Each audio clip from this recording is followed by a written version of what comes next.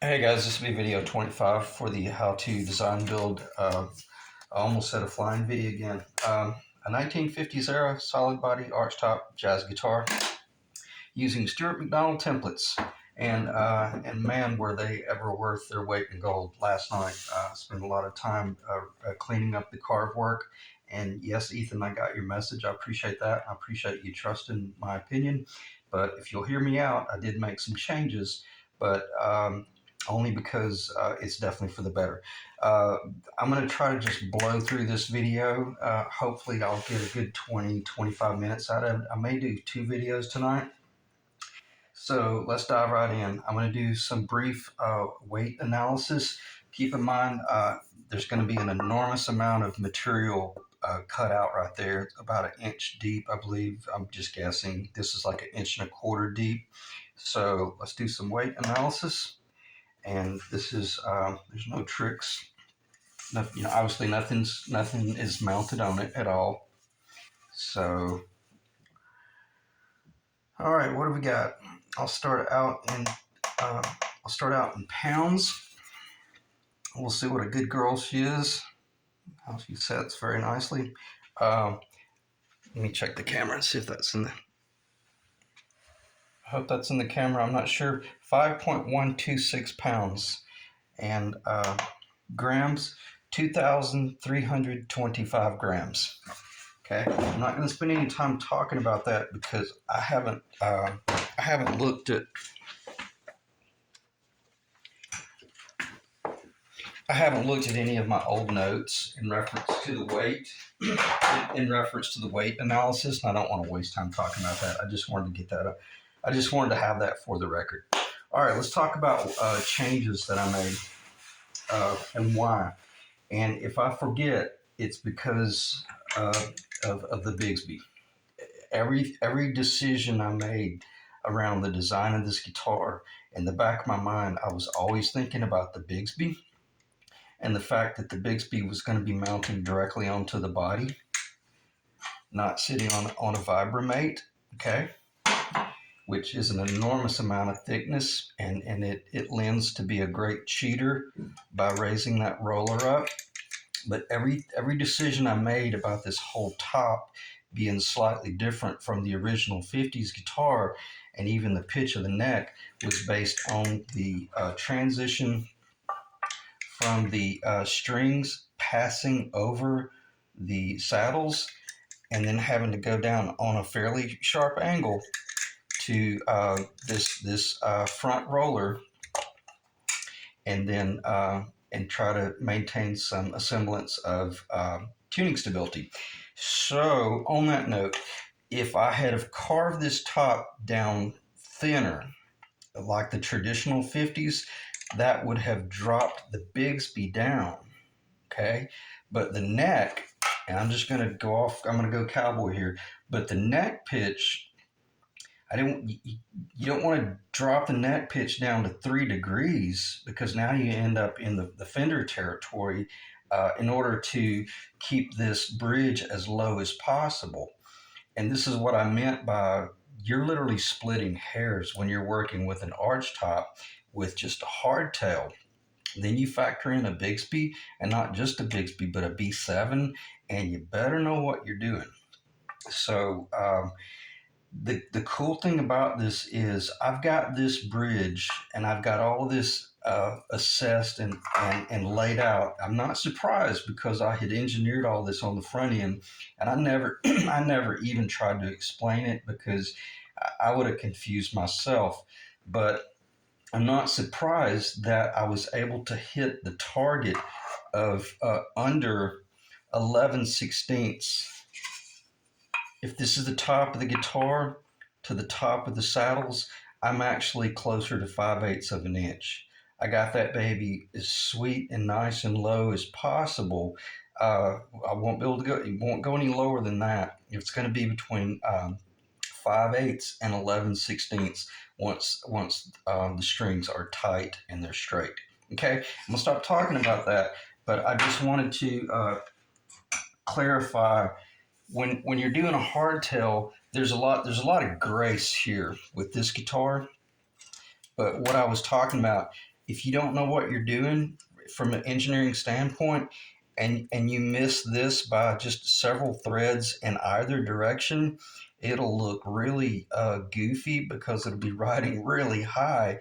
And imagine if you had a B7 Bigsby behind it and you screwed up your pitch, you pitched too much, and you're having to run your bridge really high, but then your Bigsby B7's running traditional, mounted directly to the bottom. Now these strings coming off the back of the bridge, they're on a very steep angle. So this distance, this bridge that you're seeing right, that you're looking at right there, is 11/16 inch from the top of the guitar to the center of these two middle strings. They're the highest point. So that's 11/16 of an inch, and this one's 5/8. So in other words, this one's lower. Okay. So I didn't want to spend a lot of time talking about that, but because this is a how to build a guitar video, and not just a guitar, but a 1950s era solid body arch top jazz guitar, that's critical. You have to understand what's going on with that type stuff right here. And then how did I get there once it's all said and done? You're, and I don't, I'm just going to I'm going to hit this briefly, and I promise I'm not going to spend much time.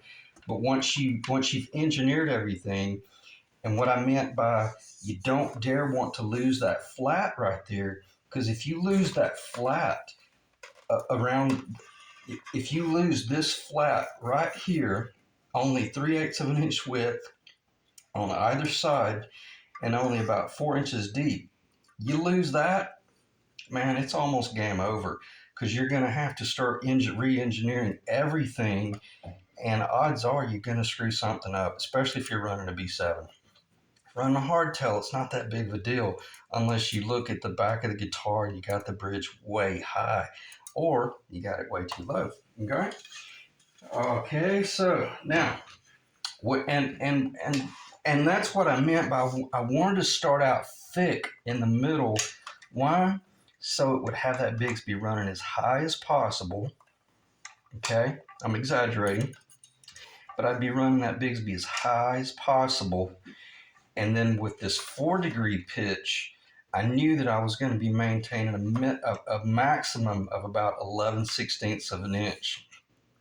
And then worst case scenario, I carved it. If my bridge was too low, and it was just almost kissing the top, then I come in and I carve some of this material off here and started letting everything relieve down a little bit. I had these defined points out here.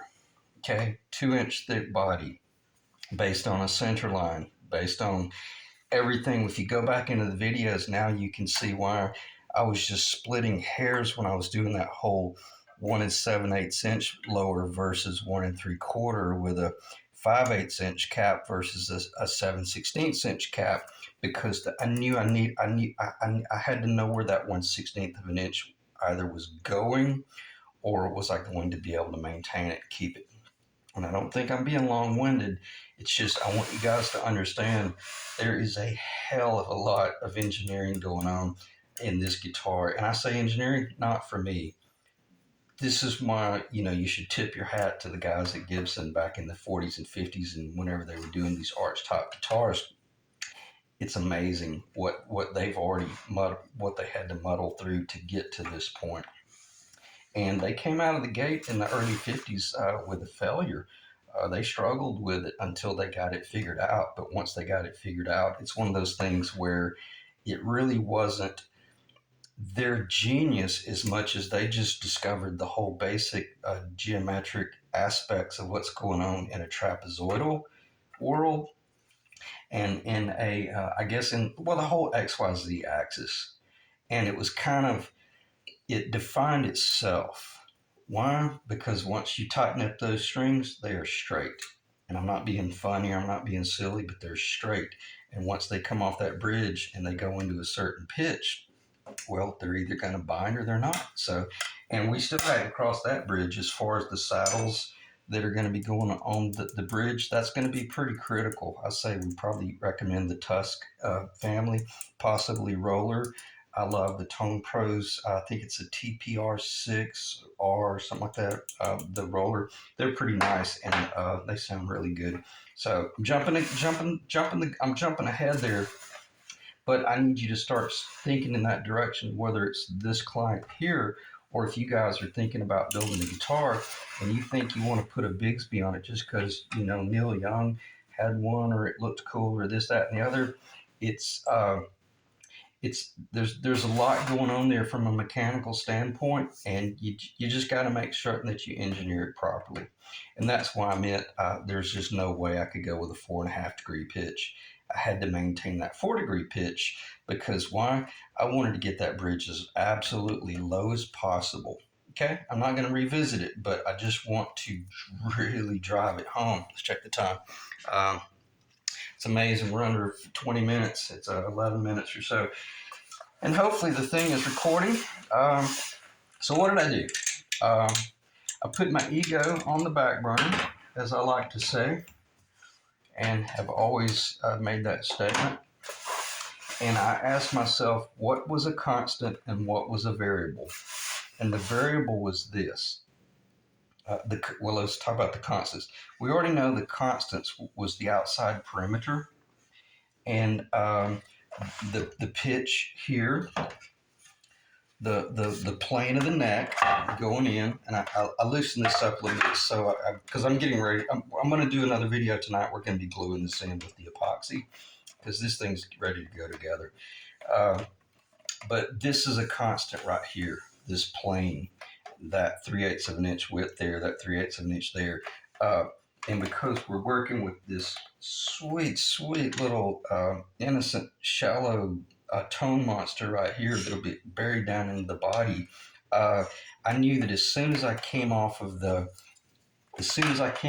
fretboard that was I'm going to exaggerate, that was pitched on an angle, as soon as I came off the tail of that fretboard, man, I cut into the body and I dropped that pitch down as much as possible, not to start with, but last night, because I had the body up about another 1/16 of an inch right here. Had I left it at that,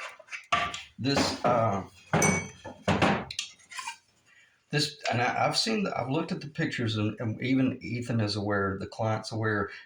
This pickup is almost either flush with the center, if not almost below it. But I wanted to make certain that I got on its team, and I made certain that I've got this design so there's no part of this pickup that's going to drop below the body. Okay? I'm just going to leave it at that. But if you trust my judgment, it's going to be beautiful because out here, because of the real nice roundness, you're going to see this cover. It's going to be so cool because you'll probably see, I'm going to grab a number and say roughly 1/8 of an inch.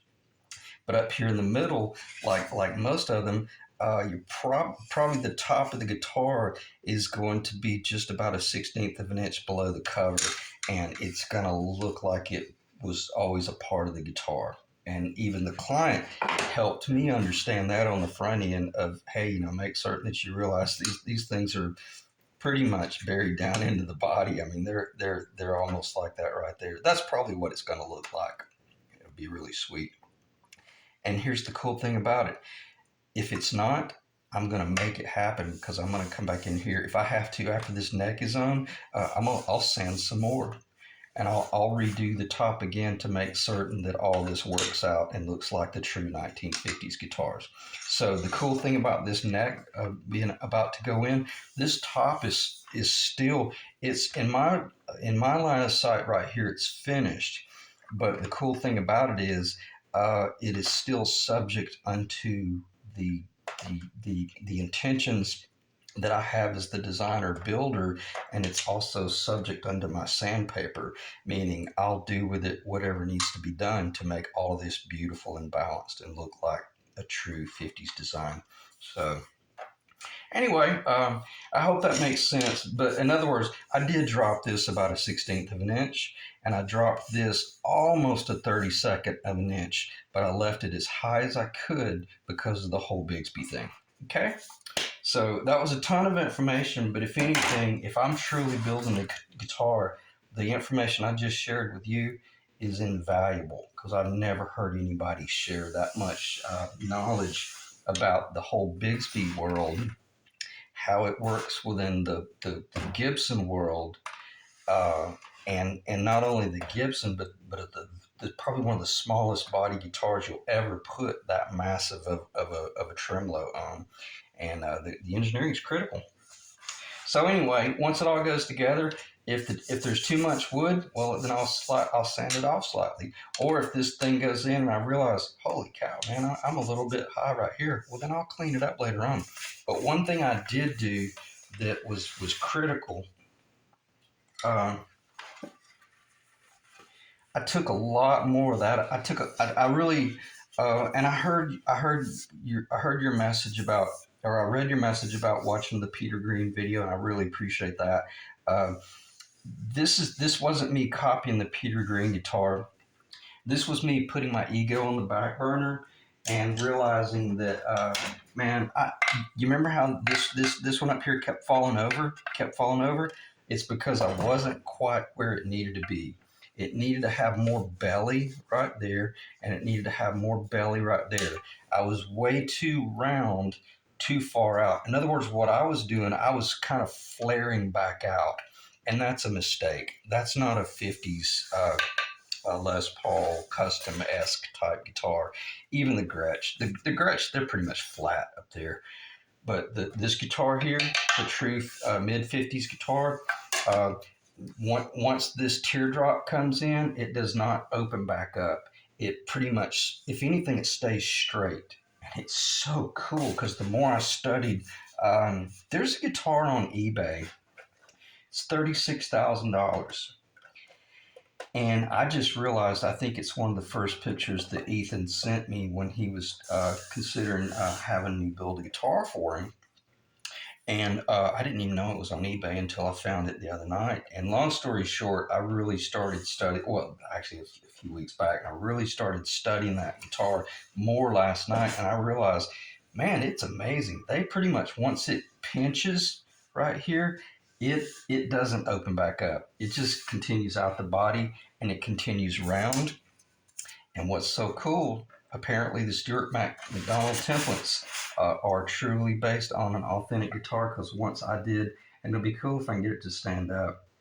My table's on an angle, but I'm not going to fight it because I don't want to waste time. But nonetheless, I put more belly right here, and I cut a lot of that out right there. And in so doing, it took out all of that ridiculous massive binding.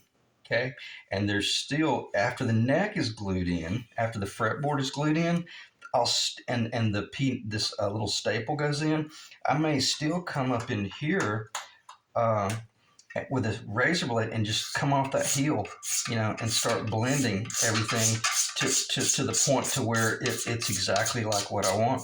And I revealed a little bit of a thickness in the first line of black right there. I'm going to be able to hit that with a heat gun, and then you pour a little bit of acetone, and then you just put some crushing pressure on it, and it settles in there. So if you see any little fat spots like right there, and right there, they'll be addressed before the job's finished. Okay, let me check the time. I may end the video right there. I'm going to talk for about another 2 or 3 minutes, and I'm going to shut this video off. I tell you what, let me do this. I'm going to, let me keep talking about the top because I got a feeling this video will at least go to 20, 25 minutes. But I'm going to stop talking about anything important within about a minute. And then I'm just going to talk about general stuff that I'm going to talk about in the next video. That way, this effing camera will hopefully cooperate. All right, so what did I talk about doing? I didn't come in and carve any of, bear with me. Okay, I didn't come in and carve any of this right here. Zero.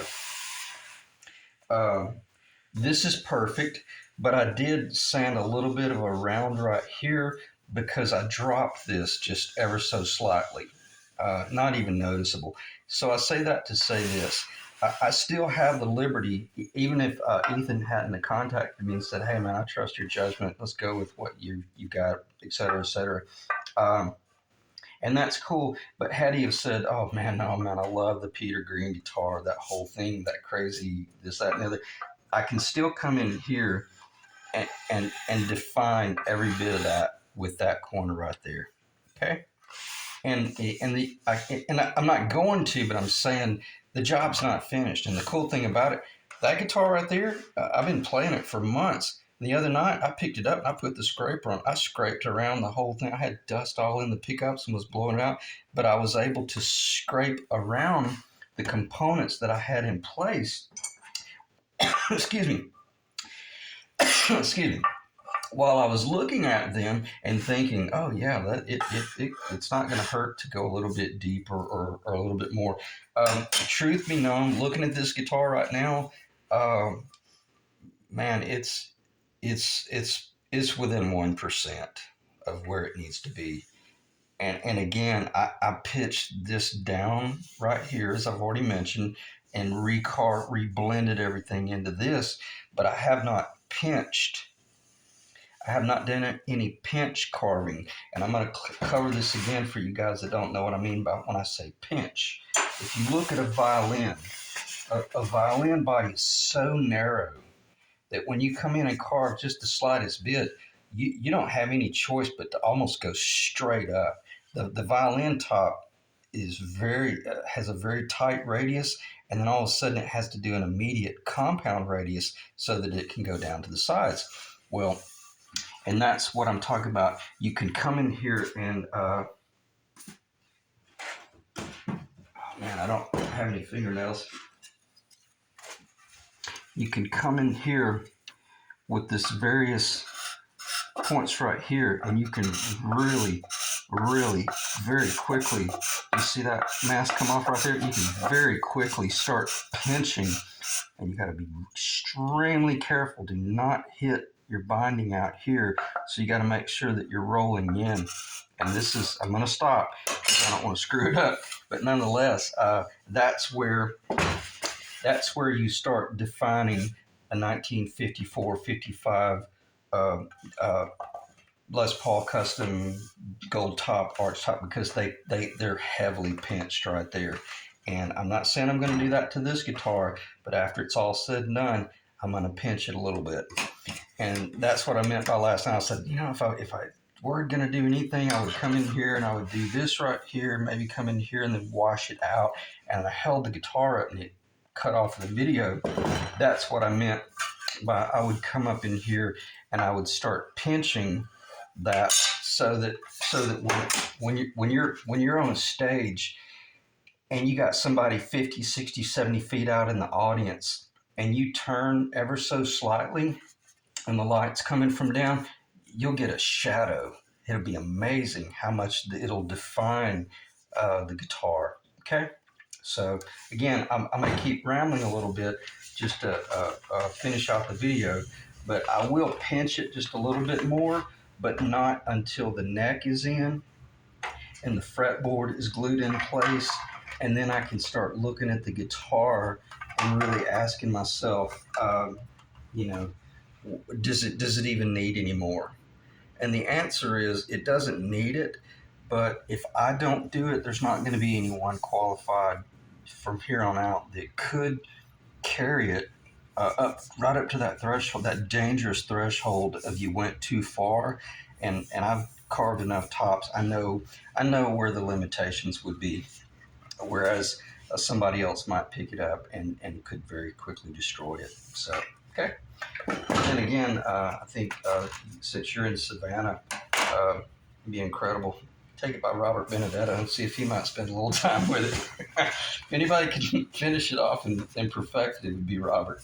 So anyway, all right, I'm going to stop the video right there, and then I'm going to come back and we're going to talk about um, probably preparing to move into glue in the neck. But I think one thing I'm going to do, I hope it's still recording. I'm going to very quickly, in case it's not recording my audio, I'm going to do something here that even if it cuts off my audio, this will just be visual. Now, this is lacquer thinner, and it's a little bit hot, but not too terribly. And now you see how quickly Honduran mahogany comes alive. That's what I meant by, and I'm directing this to you directly, Ethan. That's what I meant to you on the front end when I said, man, you're going to have a really hard time painting this thing black. And that was before I'd even bought the damn wood. So I knew it was going to be beautiful. But, and this is something we don't get to see every day. Look how quickly you lose it. But it's just, and this is not hurting the ABS. Now, you could do this with acetone. You do this with acetone, it'll be game over. You'll be making a mess. But this is enjoyable because it shows the guitar how beautiful it is. And it also shows off my ability as a luthier-esque repair. I don't consider myself a luthier because I don't build enough guitars. But I know what I'm doing. And I've kind of arrogantly made the statements in the past before that I guarantee my guitars are every good as bit as that guy that was so heralded back in the 80s and 90s. I think Barnett, or I'm not sure what the guy's name is, but I know my guitars are good, and they're really beautiful. And the cool thing about them is they're not perfect. And to me, that's what makes them so beautiful and so much like the 50's guitar. The fact that there's a few little mistakes and a few little well, I don't know how to say that. As I'm getting older and better, sometimes I have to almost introduce mistakes. But nonetheless, they are handmade, and I think it really shows. And also, I think it truly maintains the value of an instrument when it's handmade. When you can look down and see the binding is just a little bit. See, that binding's like a little fat right there, a little bit thin, a little. It's pretty darn consistent, but nonetheless, even if it did have some imperfections, hell, man, that would actually make it cool. Hopefully this might help show some of the arch. It's drying so fast. I don't want to saturate it, but that might help show some of the artwork. But anyway, it's a beautiful guitar, and the wood. Let's do the back that way.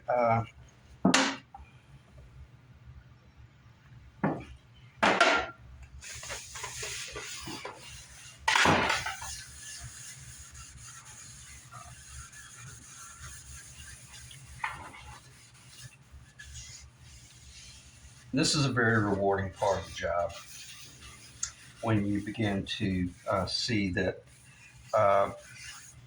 all those moments that you spent in agonizing